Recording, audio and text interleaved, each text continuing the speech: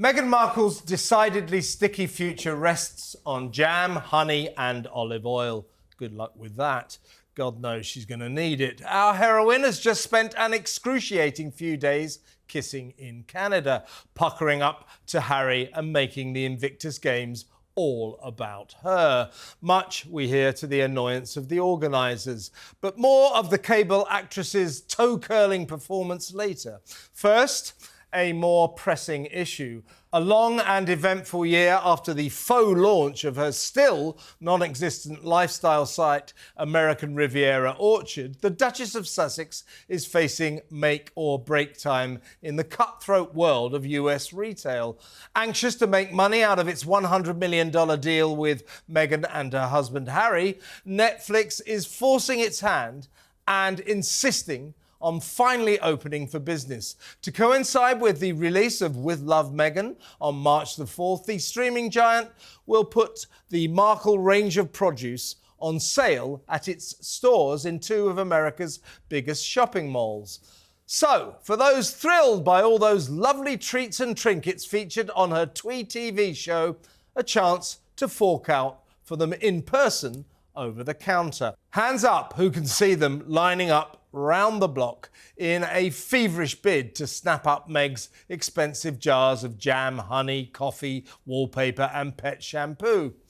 No, me neither. Meanwhile, as per the Duchess's latest attempts at image making, otherwise known as papering over the cracks, have been embarrassing to witness. Less is more is not a phrase in Her Montecito Majesty's lexicon. Why does she always have to go so cringingly over the top? OK, after the failure of the Gruesome Twosome's solo appearance initiative, the new old idea is to once again put on shows of togetherness. But at the Invictus Games in Whistler, Canada, did she really have to lock lips with Harry quite so much? The oh-so-public displays of affection were clearly all part of a strategy. Sitting in the stands, Harry was heard to mutter, "Give me a kiss then," and his wife Julie obliged. It all seems so contrived, so painfully theatrical. So look at me, what a picture, what a photograph. Ms. Markle going all out to prove that, contrary to President Trump's contention, she's not terrible.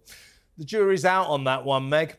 And as for the litany of bullying allegations dating back to her palace days in Britain to Vanity Fair's recent devastating 8,000-word demolition, a few smoochy poses for the cameras will hardly be enough to erase the damage done to Meghan's terribly tarnished brand. Nor will they blot out the widely derided spectacle of the Sussexes' photo op trip to the smouldering remains of fire-ravaged Los Angeles, where they were dismissed by critics as disaster tourists, grief grifters and tragedy vultures. Meghan's ludicrous Instagram video boasting about getting a Billie Eilish T-shirt for a teenager who'd lost hers in the blaze added up to another shocking own goal. Creating social media content out of California's catastrophe to deliver carefully choreographed, self-enhancing publicity was, to say the least, horribly tone deaf. No matter how many times she filmically plants a smacker on her hapless husband, the appalled public won't forget how Meghan tried to turn the inferno to her own advantage. But in cold Canada, while pompous Prince Harry hit out at the weak moral character in the world in a veiled denouncement of President Trump, Meghan had much more to worry about. As in the jam sale prospects at the king-sized King of Prussia Mall in Philadelphia and Texas's massive Dallas Galleria. If nothing else, you have to admire Netflix's loyalty to a less-than dynamic duo who haven't exactly brought the dollars rolling in. The company's head of content, Bella Bajaria, insisting she's excited about With Love Meghan. At least someone is. And now this optimistic bid to sell Meghan's olive oil to Middle America. Will Jane and John Doe buy into this? Will it really shift the goalposts? Or is Netflix just keen to prove that when the influential Puck podcast listed its mega money contract with the Sussexes as one of the worst in Hollywood, it was wrong? Either way, March the 4th is Meghan's day of reckoning, and it draws ever closer. Tick, tock, tick, tock. So how do you think that day of reckoning is going to work out for Meghan, Samara? Like everything she does, a massive misfire. It's not going to go well. I mean, I was feeling really sad because I saw Princess Kate visit a women's prison this week, and she was going and focusing on early childhood and a cause that's really close to her heart. Meanwhile, across the Atlantic, Meghan is sort of shoveling cheapo olive oils and towels. It won't be cheapo. That's the problem. It will be astronomically expensive. You know, twice as much as any other olive oil. Yeah, I mean, I don't know though. I think it will be. Trust me. Well, the thing is, she was also just sticking her tongue down Harry's mouth at the Invictus Games, just not acting like a royal should at all. But then again, she isn't one, so I wasn't surprised. I just think that this Invictus Games ceremony was a total miscalculation on her part. She was taking basically all of the attention and putting it on herself. Where was the attention for the veterans? Look at that. I mean, she's literally, she thinks that she's massively above them. What do you mean she's not a real royal? That's the Duchess of Sodall to you. Sorry, the Duchess of Sussex to you. There they are. And we understand. I mean, she did spend, I think, 3 or 4 days there. She got bored of it and then left him there. She's come back now. But she spent 3 or 4 days in Whistler, California, you know, at every opportunity, kissing him for the cameras. As I said in my monologue, at one point, he was heard to mutter, "Give me a kiss." You know, they're obviously going for this kind of image-making operation. But we understand, it's pretty well known that the organisers were fairly fed up about this. Oh, come on, Kev. They were. She made it all about her. I am old enough to remember when you two were moaning about the fact, they're never seen together. They're never seen together. And I said, well, you were moaning about the fact that they can't keep their hands off one another. Now they are together in Invictus, and you're doing exactly what I knew you would do. Because their image makers have said, you know, this solo appearance initiative hasn't worked. That is conjecture. No, it's not. It's true. Go back to being together. And here they are, being incredibly together, kissing each other, left, right, and centre. If that were true... Just completely... That was happier times. Listen, if that were true, then I don't believe any image maker on the kissing earth... there at the wedding, kissing at Polo here. I mean, look, it's a composition, it's a compilation of kisses. That's not Harry. This is much more intense. This, folks, is live. Yeah. Harry doesn't know about this. That's how Archie and what? This is on Suits. Oh, God. Wow. A disinformation compilation that Elon Musk would have been proud of. Guys, you're always moaning that they're not together. Then they are together, and you're moaning that they're all over one another. And you talk about an image maker, Kev. No image maker in the world would make somebody fly back on Valentine's Day so they're not together on Valentine's Day. That's why I think that this isn't for the cameras. Yeah, I think that this is genuine, and you guys can't handle that. I'll tell you why she flew back on Valentine's Day. Because she wanted to. She will not listen to anyone. I bet you people, her people said, you better stay here. But she conjecture again. I've said this before and I'll say it again. The most annoying thing about Harry and Meghan is that they are these 1 foot in, 1 foot out royals. And I just feel like it's a lack of work ethic that she wants to go back after, my 4 days of my contract are up. Bye-bye. I've gone and done my thing. I've gone and overly kissed you so that I can shut down any divorce rumours, which are still alive and well, thank you. Yeah, but let's be fair, it was very kind of Meghan and Harry to whiz past those disabled veterans. Did you see how many of them there were? They would have been there all day. They went past about 40 miles an hour. Listen, barely looked at them. You're talking about a couple who can't win. Whatever happens, I'll tell you why they can't win, because they're a couple of bloody losers. That's why. Here they are. Here's Meghan, though. She's hanging out with Nelly Furtado now and trying to sort of burnish her Instagram. Wow, Harry There they looks are. so happy there. Oh, she's so happy, isn't she? Look at Harry. Oh, she's so cute. Oh, there's Harry. He There looks goes I think Harry. this might be on a loop. Harry, but, he looks. No, he no, looks- it's not. He's going round. oh, is round he? the Clever, bucket. clever. Funny content. Harry Look, looks like he wants Oh, to lick hilarious. himself. He's Look, still they- my aching sides. I just they can't cannot stop win. laughing. They cannot, with two kind of commentators like yourselves, they cannot win. They're damned if they do, they're damned if they don't. So they just need to do their own thing and soak up the plaudits when they get them and deflect the brickbats when they come in as well. Here's something very strange, I think. This is Harry in the stands next to Meghan. For once, she's not hogging the limelight. He's talking to someone sitting next to him that you can't actually see. But he's talking about, like, talking to his little kid. How old is Archie? 5 or something? 5 About years old. landmines. Who talks to a 5-year-old about landmines? Check this out. I did. I found myself talking to him about mines at 5 years old. And interestingly, it gave me a chance to talk about my mum, his grandma, which I didn't even really consider. So that became the outcome of the story for him, which is he then saw videos, he wanted to see videos and photographs of his grandma Diana. A, very weird to talk to a 5-year-old about landmines, and B, he got to talk about his mum, which is unusual because he doesn't like to do that usually. He doesn't like talking about Diana at all. Or does he never talk about anything else? I said this a million times, and people say, "Oh, you're a bit unkind." Sorry, I don't. You're this massively guy, unkind. This Mate? guy is 40 years old. His mother died when he was about 11. Get over it, mate.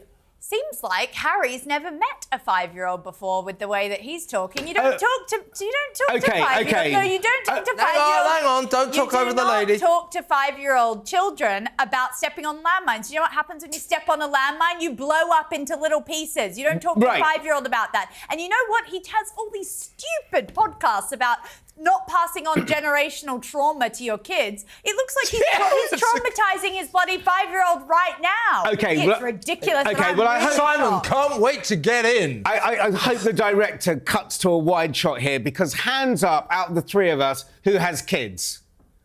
Right, they ask weird questions that you have to answer and try not to lie to them. If he's talking about, So, when was the 5-year-old, last time you sat down with your kids and talked about explosive like my devices? kid once asked, did I believe in God? And sort of, about 4 or 5. They ask weird questions. Well, that is not the same as You landmine. try and answer. You try and That answer kid, them. Archie, did not bring up the You two- subject of look, landmines. You two, Yeah, that's true. He seriously. did not That's bring up true. the subject of That's landmines. true. That We don't ginger know. idiot did. Trust me, they would have had a PR thing where they're like, look, find a way to bring up Oh, Diana. geez. No, they would have. They would have been like, find a way to bring up Diana into No, this. come on. And no, they would have, because they're still suckling off, what she did and all that. So It's his mum. It's his mum. He's not suckling off his dead mum. Well- You don't have the right, and I've said this over and over again, you don't have the right to tell somebody when to get over the death of their mum. You don't Yeah, I know do. when, you don't know when kids ask those difficult questions. I think that was brilliant. I think he handled it really well and said, I was surprised my kid asked about this. I answered it honestly. It led on to a conversation about his grandmum, and so we talked about that. I think that's a really sweet moment. My mum's dead. I can handle think it. it's a really- And my dad's dead. I can handle it. I think it's a really sweet moment that you two have tarnished. You are the bad people in this he's scenario. an yeah. egotistical maniac. No, you are. He's an As I so egotistical maniac. often am. The worst thing he did was make that whole moment about himself. Oh, he really Jesus. Did. No, he did. He made it. Oh, everything. Has You don't all think roads lead it's to weird Diana. talking to a 5-year-old kid Yeah. about landmines? I tell you something. If so, you must be, Listen, one of the things that we would Here we have are. asked... Here's Meghan talking to kids. Oh, isn't she sweet? She is. She's lovely. That Listen, woman, that woman hasn't got a Oh, maternal look, there's bone Harry in the body. background. He's talking to that kid about landmines. About explosive devices. I don't know how many people I killed. Come on, you're being really, really mean. Listen, if kids didn't ask those weird... 25 at last count. Kev, if Oh, kids... you're 4 years old. Oh, okay. Yeah. Kids, Kev, Do you know what Afghanistan is? Well, I'll tell you what it is. Yeah. Kev, You know stop what it. happens when you step on a landmine, kids? By the way, Samara, he's by the having way, an you're 4 honest... years old. Have you heard about my mother? Have you heard about her? He's having an honest... Give it up! No, he's having an honest Yeah. conversation. He's a weirdo. He's having an honest conversation. If these conversations didn't take place, then there wouldn't be what you would deem left wokey snowflakes putting out books saying David Lives with John and George. Do you know what I mean? These books about having gay dads. And that's because kids ask weird questions. You've got a problem with that? Well, you're sort of a bit homophobic, but you're so right-wing. You're so right-wing. There isn't a scale for how much I hate you, but they need to make one. Seriously, I think you two are being really unfair. I think he handled that really, really well. No, he didn't. He handled it terribly, as usual. Landmines. Oh, right, you're 5 years old. You're old enough to know about people being exploded to Kids death. ask weird questions. You have to try and answer them. Do you believe in God? It's not the same as let's talk about explosive devices. Right. What about, though, and the other substance of my marvellous monologue, which I think is interesting, that March the 4th, obviously, With Love, Meghan finally hits the Netflix screen. I know you can't wait. I simply can wait. So can everybody else. But to coincide with that, I think this is an interesting, kind of strange move. Netflix do have these actual physical stores, and they've got two in two of America's biggest malls, as I was explaining. Oh, look, I slipped into an English pronunciation of mall there. Wow. Mall for the Americans, mall here in Britain. Anyway, they're going to be flogging her jam, her honey, wallpaper, coffee, pet shampoo, all of that stuff. So when you go into a Netflix store, presumably to buy films and regalia and all that, there's going to be these pots of jam. Now, the thing about her produce, and I'm not knocking her for this is branding produce, they're going to be expensive. Now, I'm just guessing that the down-home, decent, down-to-earth people of Texas and Philadelphia are not going to go in there and say, oh, it's a bottle of olive oil and it's got Meghan's name on it, so I'm prepared to pay $50 for it, right? Yeah, because it's not like they're in a cost of living crisis at the moment or anything. Exactly. Just waiting for Biden's price spikes to come down. But it's quite interesting, how she thought when she first moved over to the States that she was going to become this second coming of Michelle Obama. And now she's shifting product in a Netflix When you say store. Michelle Obama, do you mean Barack Obama's former wife? Yes. So, I think it's quite interesting, the fall from... the fall from grace. Where are you, Michelle? Where are you? When was the last time you met your husband? Okay. Let's get back on topic here. You two... let's talk about the Obamas. You two, just weeks ago, were saying Netflix has lost all faith in them and everything else. I think this is a massive vote of approval by Netflix to kind of put them in flagship stores and put her in flagship stores and saying, this is... We're behind this series all the way, so much so we're going to promote the series and do a physical crossover. That's a big thing, and you might not like it, but it's a big vote of confidence from Netflix. It just isn't. It is. I think it's throwing a veil over the fact that this has been a complete disaster, start to finish. And they're trying to sort of say, we're still connected. But they won't be renewing their contract. I absolutely know that. And you don't know much, but you do know about television. And With Love, Meghan will go the same way as Polo, right down the tube, down the toilet. So it does a job, though, Kev. Here's some YouTube messages about this exciting cooking show. Jamie says, I would rather scrub the toilets in our house than watch the old Yachty slapper. The sight and sound of her makes me feel, and then vomit face emoji. Well, I did say it would go straight down the toilet, so there you go. Anyway, wait there, though. Hang on a second. He doesn't have to watch it. Let the people speak. He doesn't have to watch it. What's he getting so angry about? Lynn says, no, I won't watch her in anything. Netflix is sadly mistaken if they think that she is marketable. Yeah, very true. But you, as I sort of generously said, you do know about TV. This show doesn't stand much chance. Okay. But people will watch the first episode, I'll give you that. Yeah, and you know something? As a lost leader for Netflix, she's doing her job. If people go to Netflix and go, With Love with Meghan, no, I don't think I'm going to watch it. Oh, Squid Game 2. And so if they're able... I see. If every 10 So people... they want to sign up people who make programmes that people don't want to watch. If every 10 people... Oh, I hate that. I'll watch something else. Thank you, Meghan. Great job. If every 10 people who go to look at that sign up for something else, Netflix is doing its job. Let me ask you this. Do you know how to freeze edible flower petals into ice cubes? No, I don't. Well, With Love, Meghan is the show for you. March the 3rd. March the 4th. Oh. Doesn't matter. It really doesn't, because I'm not watching it. Not in a month of Sundays, I'm definitely. going to watch it, all right. But go on. What, have we got any more? Didu says, not in a month of Sundays. Definitely can't watch that narcissistic woman. Yeah. I mean, Simon, it did, when they put the trailer up beginning of January. Yeah.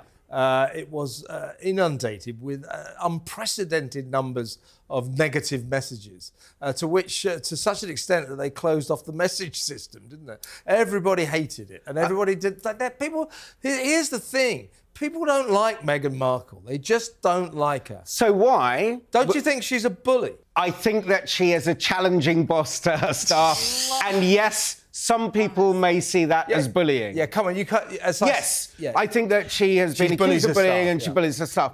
But listen, people don't like that. Listen, like I said before, out of the three of us here, none of us are marketing experts. Netflix must think that there is something in putting her produce in their big stores. Netflix must think there is some positive effect of having her on their channel. Yeah. So she's bringing an audience in some way, shape or form. I've been to Texas a fair few times, and let me tell you, Texans are not going to walk into the Netflix store and pay way over the odds for a jar of Meghan Markle jam. Look, Netflix, I know what Texans are Netflix is expensive anyway. If you've got Netflix now, you've got a certain standard of living. So therefore, going to charge way over the odds. You don't have to be a marketing expert to know that, when you've been branded a bully and this horrible person, people don't want to buy your pots of jam and contribute to your slush fund. Absolutely. Anyway, it's time for a bad ad. Introducing the original Trumpy Bear, the fearless, super plush American grizzly. Trumpy Bear was born June 14th, Flag Day. Just find the secret zipper and pull out the flag blanket. Then wrap yourself in the red, white, and blue for comfort and warmth. Show your patriotism and proudly display Trumpy on Flag Day and on any American holiday. Trumpy can even honor your own family heroes. God bless America, and God bless Trumpy Bear. Trumpy Bear sits proudly at the front of the motorcycle for all the world to see and loves to cruise with his brother. I'm a former Marine, and I'm proud to have Trumpy Bear ride by my side. Once a Marine, always a Marine. Everyone knows Trumpy Bear loves to go to the golf course. When I ride with Trumpy Bear, he makes my golf game great again. Thank you, Trumpy Bear. Simply style his trademark hair and place him in his favorite chair. Even the toughest guys will love Trumpy Bear. When America is great, business is great. When business is great, I am great. I love you, Trumpy Bear. I am an Army veteran. I am proud to own the Trumpy Bear, and I will always be proud to be an American. Order the Super Plush Trumpy Bear for only 2 payments of $19.95. I love America. I mean, why 2 payments? Why can't they just sort of say $38? Because the bear has a toupee. I'm only asking because I need to know how to buy Trumpy Bear. I want to get one. Jesus, you know something? If you couldn't see how far that great nation has fallen, it's encapsulated in that terrible I'm going to say this now. He's such a grifter. I think I'm going to say this now, and I understand the reservations about Donald Trump, but ever since he got back into the Oval Office, I think he's proved himself to be an absolutely remarkable man. He's extraordinary. He is extraordinary. And so is Trumpy Bear. And on that bombshell, we'll go to break.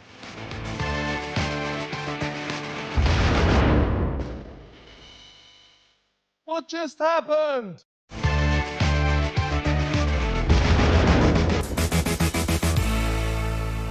He's mad as hell. It's Kevin O'Sullivan.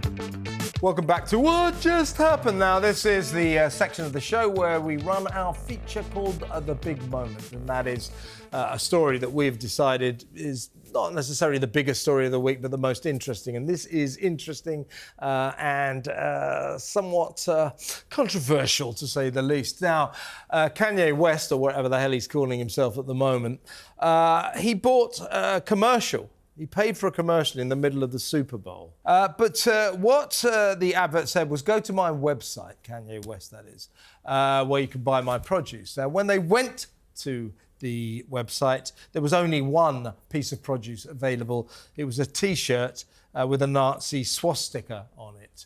As a result, Kanye West is in a world of trouble. He's been dropped by his management and things keep on getting worse for him, right, Samara?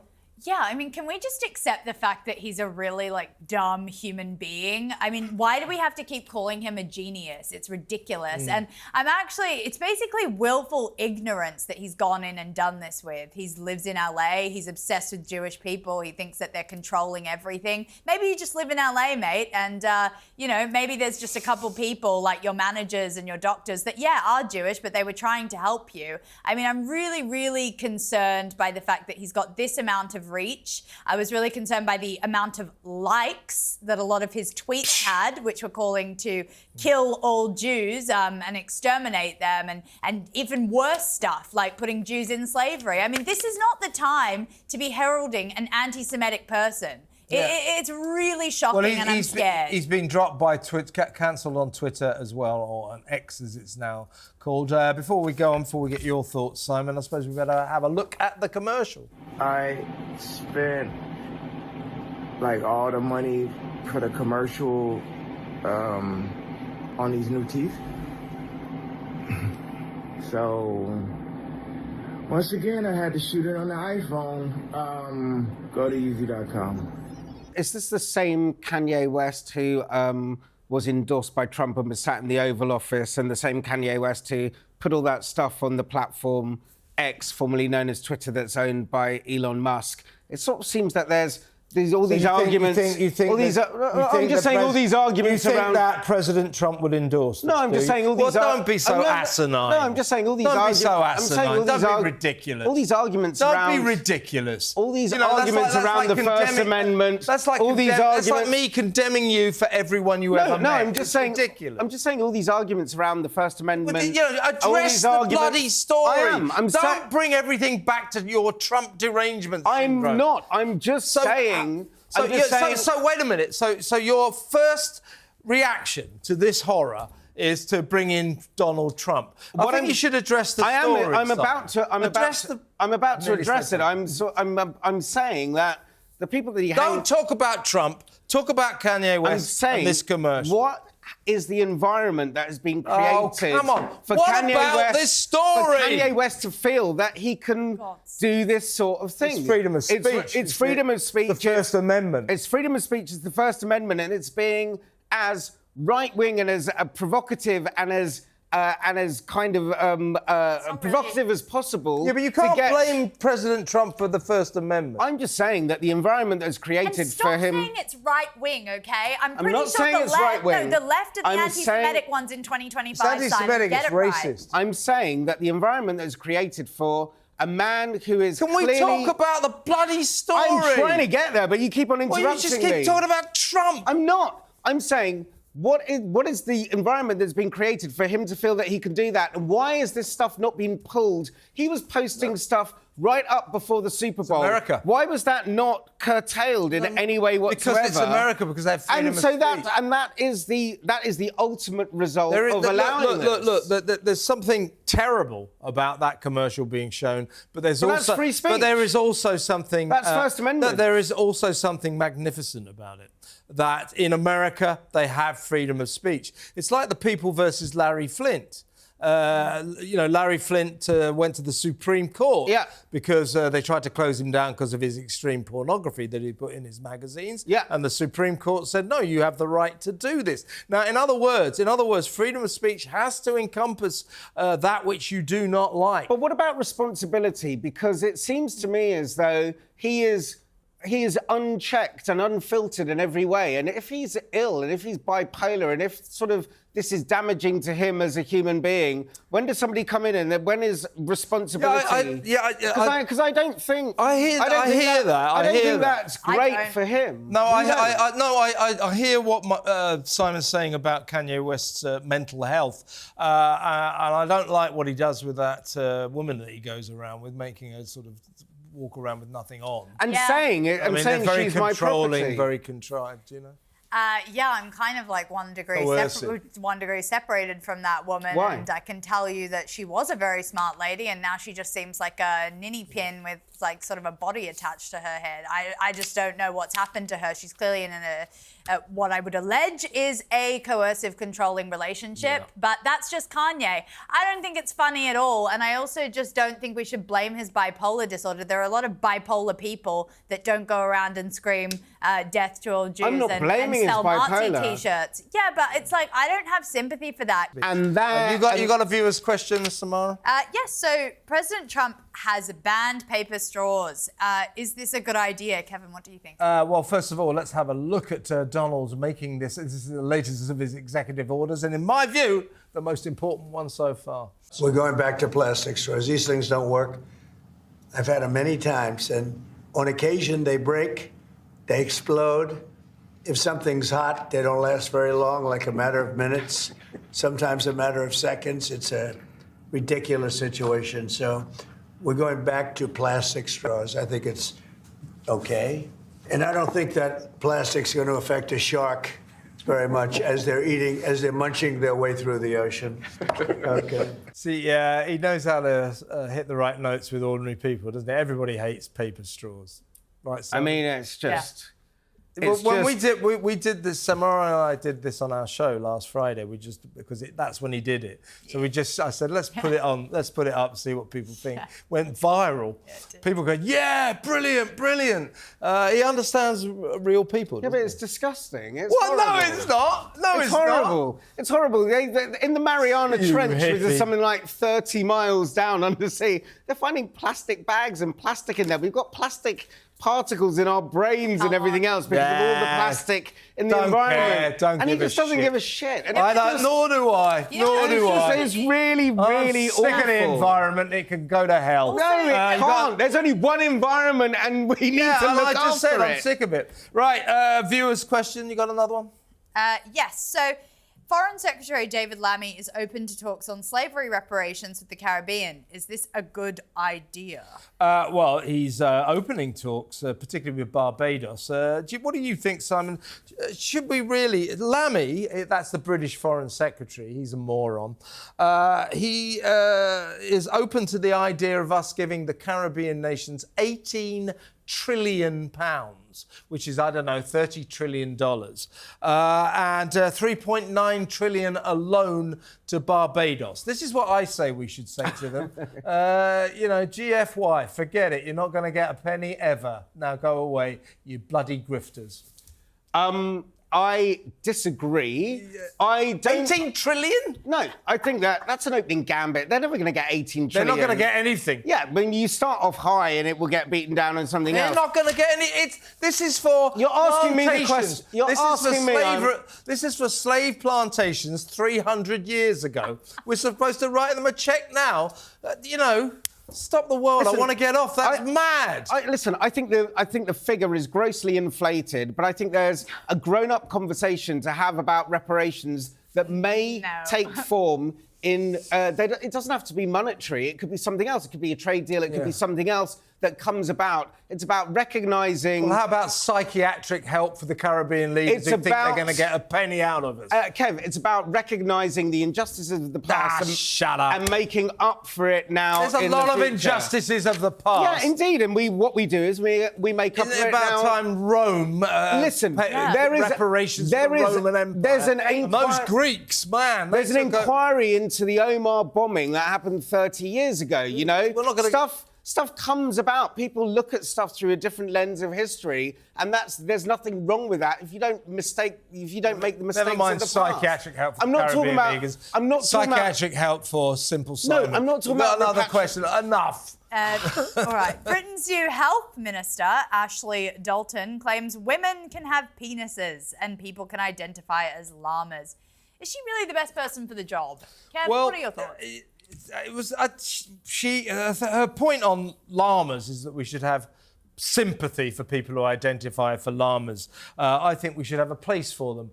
Padded cells in lunatic asylums, so I don't quite agree with her on that. But in terms of her being the health minister in charge of the NHS, when she says trans women are women, I think that's very worrying because it's not true. It's biologically untrue. That is a biological lie. It's not a fact. And she is second in command in charge of the NHS. That's got to be worrying. Yeah, I mean, look, it comes down to... I don't believe that a woman can have a penis if you're talking about it in that sort of black and white biological way. I do believe that contextualized in the right conversation, it's more nuanced than that. And I think that if people don't accept that in some ways, like I've said before, I'm adopted. My parents aren't my biological parents. If somebody was to walk in here and say, Simon, your parents are waiting in reception, and you went, no, Simon, they're not your parents because you're adopted, everyone would think you're a massive dick, right? So therefore, in certain contexts and nuance... So I shouldn't say that. No, don't say that. It's outside.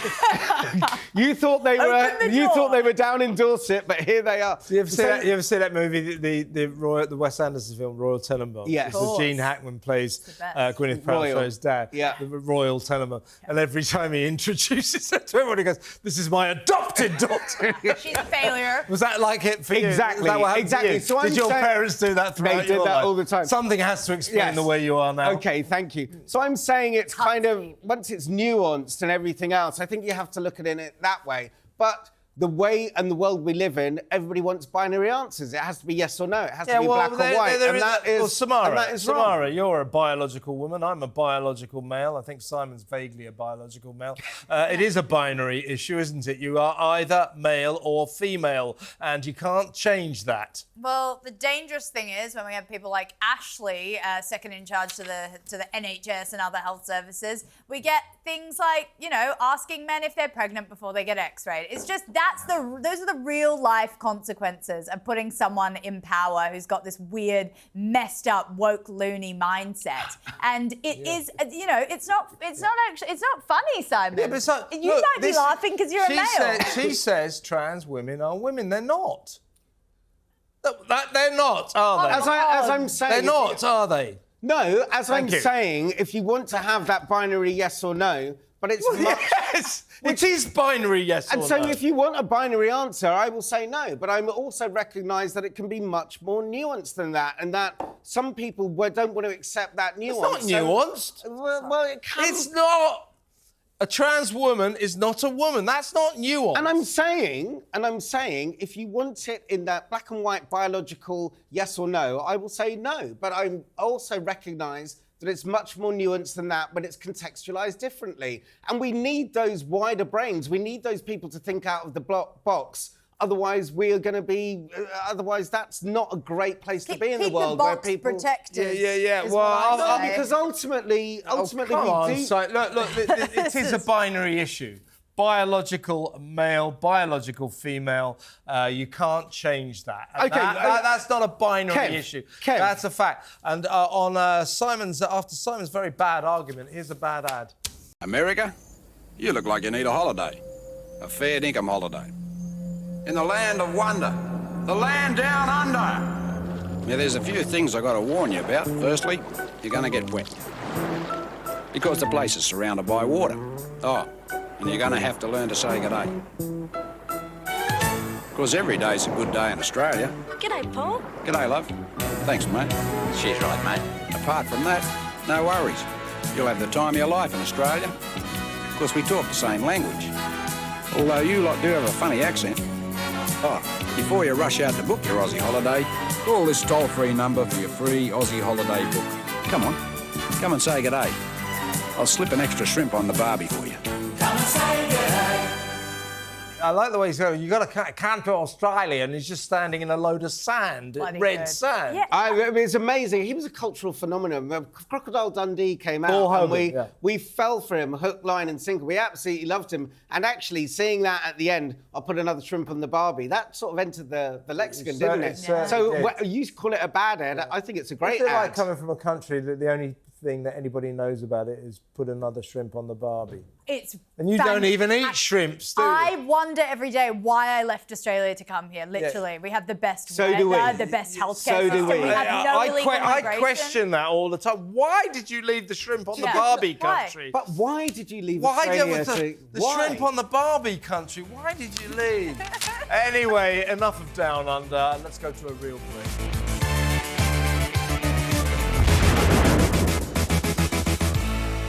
What just happened?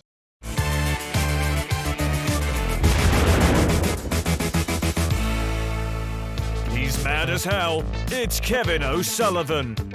Oh, welcome back to part 3 of What Just Happened. Well, you know, lovers everywhere. You know what today is. If you're watching this just as it comes out, it's Valentine's Day. My wife and I always really celebrate Valentine's Day. And do you know what we do every year?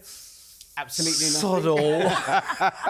nothing at all. But you've got a question, a viewer's question, Samara. Yeah, there's a Valentine's Day question. 63% of men under the age of 30 are now single. Why have young people fallen out of love with dating? I'm going to give this to Simon. He's got the younger son. He's got the 23-year-old son. You say that 63% of men under the age of 30 are now single.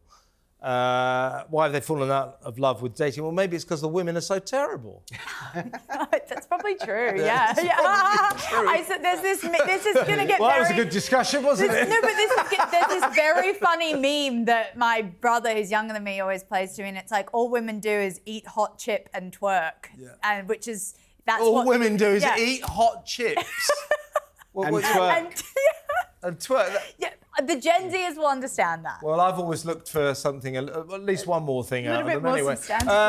what do you think, Simon? I don't know. I mean, I think it's a case of You're still dating. no. I your think wife knows. I think it's a case of the women aren't young people less kind of exclusive now. So it's not so much dating. They're much more fluid in the sense of their dating lives. I don't know. I have a 23-year-old. He tells me absolutely nothing about his love life because I just take the piss when he does. I tell you what I think it is. I think young people are so incredibly boring that when they get together, they just bore each other to tears. So they'd rather stick away from each other, right? I think pornography is a click away, and you don't have to Well, really you would do know it. that, Yeah, right? I would know, wouldn't I? Yeah, I've seen some of your films. Yeah, Samara. yeah. I mean, amazing stuff.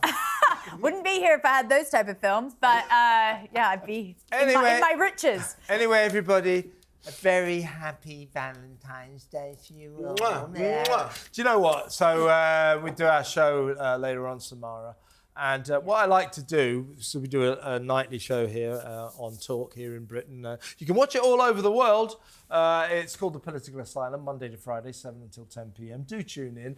But what I like to do every Valentine's Day, because, you know, I'm a journalist, is nothing at all about Valentine's Day. You watch. I mean, it's like journalists are obsessed with it. The papers are all full of hearts and everything.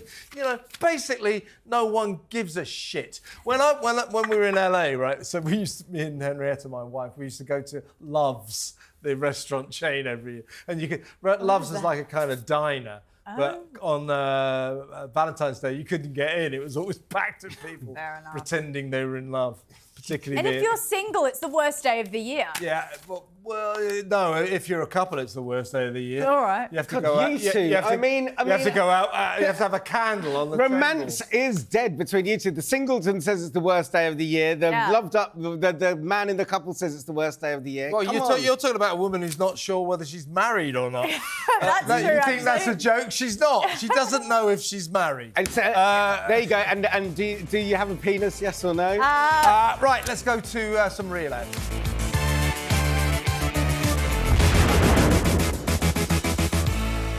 What just happened?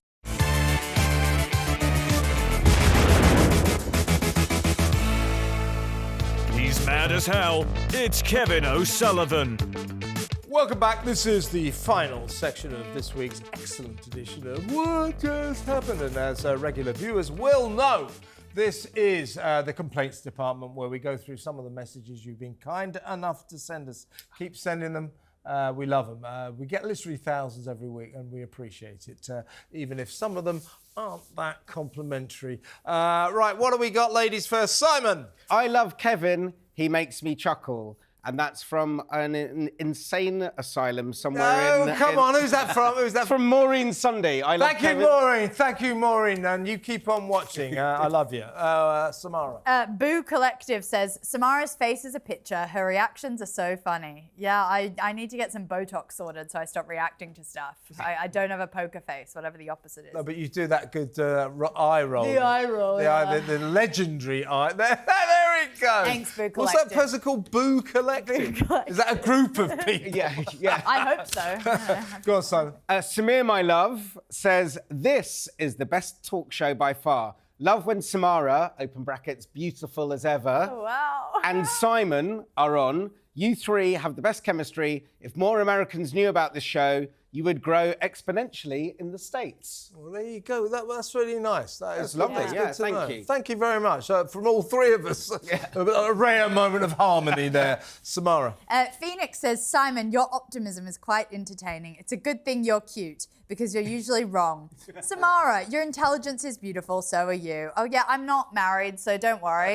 You're Kevin. Here comes the bad bit. You're sharp as a tack, brilliant and witty, perfect amount of sarcasm. You're all fantastic. Oh, thanks, Phoenix. Who's that from again? Phoenix. So I was going to be sort of going on about how good looking you two were. I was going to say to Phoenix, what's the name of your guide dog? But then Phoenix complimented me. So thank you very much, Phoenix, seriously. I swear to God, there is a lot of love here on Valentine's Day for us lot. Patricia Berry says, you are hilarious with your way you are expressing them. Gotta love your reporting about them. They deserve everything you are saying. I love this. Thank you. I'm assuming them are... Yeah, it's the groups of twosome. It's H&M. Yeah. Go on, Samara. Nemo has said, I don't often agree with Simon's politics, but it's great to see him back on What Just Happened. It's just not the same without him. Yeah. Oh, as you were sifting through the messages, did you find Nemo okay? Is he here? That's why I get the big bucks, you see. Go on, Simon. Linda Emery says, this is my favourite show of the week. Wow. You talk sense. So refreshing not to have people talking the truth about woke crap in capitals. Thank you.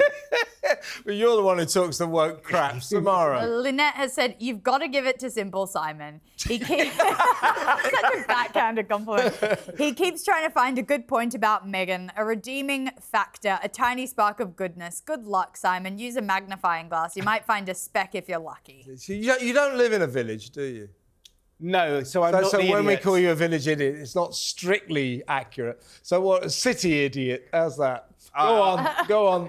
Kathleen Hodgson says, Simon is finding it harder and harder to support Meghan. And I've noticed there's 182 thumbs up under that. But you are, aren't you? I mean, she's challenging. I just You sound like someone she's in a Vanity challenging, Fair piece. but I to just support. But I just find the flip-flopping of I just find you two not good faith actors in the way that you criticise her, and I have to call you out on that. You feel we just do it? Yes, I feel that she's damned if she does and damned if she doesn't. I'm prepared to say when the churn in her business means she's not a great boss. She's not. But you don't find any redeeming features or anything good about her at all. I find very few. I don't think she's necessarily a full-time liar, but do you know how to tell when she's lying? Her lips move? Her lips move. There you go. And on that bombshell, that Meghan bombshell, that's the end of this week's edition of What Just Happened. Thanks very much for watching. Big thanks to Simon. Big thanks to you. Look, we're all getting chummy now, aren't we? This can't last. Valentine's Day. Special thanks to Samara Gill, as always. Great performance from both of you. Average by me. We'll be back same time, same place next week, right here. Be there.